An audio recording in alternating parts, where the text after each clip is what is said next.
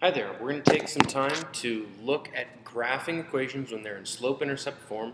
Some of you may have already seen this before, but I just want to do a little bit of a refresher because it doesn't hurt to go over this stuff again.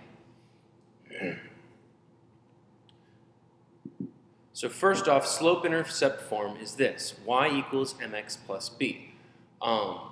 The name tells us exactly what we have because m represents our slope, and slope is how steep the line is. As we change the slope, this changes how steep our line is. So if I make a larger slope, if I have a bigger number, it's going to make our line more steep. If I have a number that's close to 0, something like a half or a fourth, it's going to be a really slow climb. It's going to be a very flat looking line. And in fact, if I have exactly 0, it's not going to go anywhere. It's just going to be a straight horizontal line. We also over here have b. b is our y-intercept, and this basically moves our graph up and down. For instance, if I take my ruler here and I say that this is my line, if I change the y-intercept, say I make the y-intercept bigger, it's going to move my whole line up. It's going to keep the same slope, going to keep the same steepness, but it's going to move the line up if I make the y-intercept bigger. If I make the y-intercept smaller, it'll move the whole line down, keeping the same steepness, just moving everything down because of the y-intercept.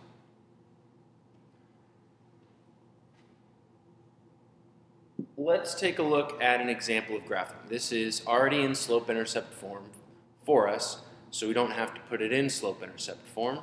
But what we want to do is we want to go ahead and take a look at our y-intercept. This is where we're going to start. We always start with the y-intercept whenever we're graphing a line. We've got a y-intercept of -5, and that's going to tell us where we are on the y-axis right here. This is the y-axis, and this over here is the x-axis. So since this is the y-axis and we have the y-intercept, we're going to go to -5 just on this line. So I'm going to start at the center, and I'm going to go down 5 spaces and mark a point.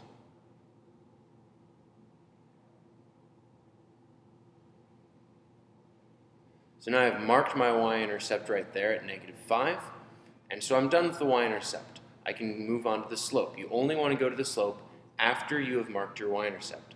I've got a slope of 3, and that doesn't mean I'm going to go over 3 spaces. What I'm going to do is I'm going to start where I marked my first point, and I am going to go up 3 spaces and over 1 space. The reason that I do this is slope is rise over run. And if I just have a whole number here,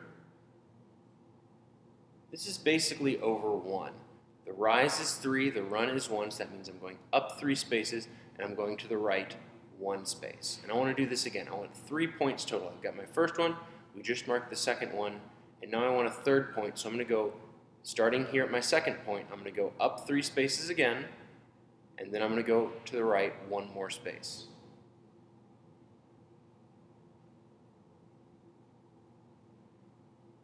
So now I've got 3 points right here, and I can go ahead and draw my line between them.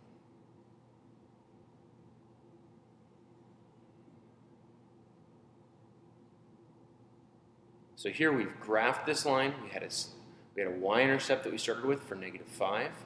We looked at our slope. We saw it was 3, so we put 3 over 1, and we went up 3 spaces, to the right 1 space, up 3 more spaces, and to the right another space. We marked out our points, and then we connected our line.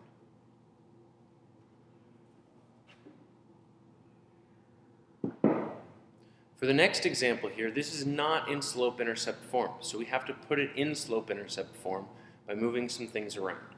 Well, if you remember, slope-intercept form was y equals mx plus b, so we need to get y by itself. So to do that, we need to cancel out the x that we have over here, so we're going to subtract 2x from both sides.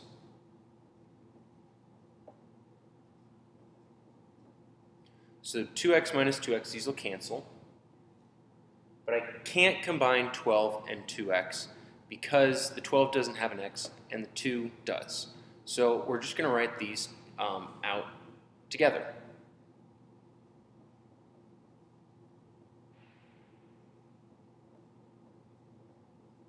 And I'm putting the negative 2x first because if you remember, slope-intercept form, the mx comes before the b. So the term that we have with x is going to come before the 12, and the reason this is negative is because since we were subtracting, we need to keep that negative sign with the 2 there. So now the x is on the correct side, and we need to get the y by itself. So I need to cancel out this 4 over here, and since 4 is multiplied by a y, I'm going to divide because that's the opposite of multiplication.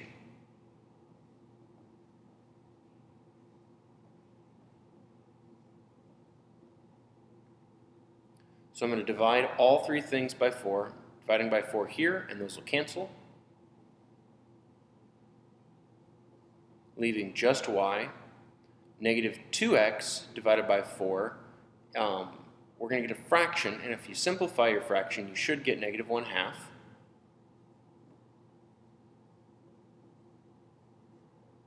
And then lastly, we also have 12 divided by 4, which will give us plus 3.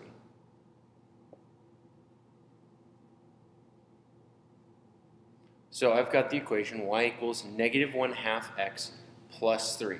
And we can go ahead and graph this, and it's actually going to be easier if we leave this as a fraction rather than as a decimal, which you'll see here in just a second.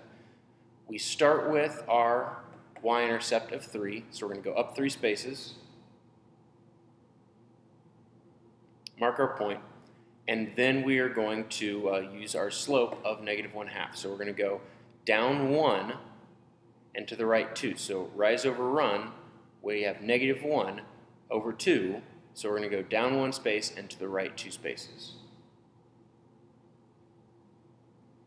And then we're going to do that again, down 1 space to the right 2 spaces.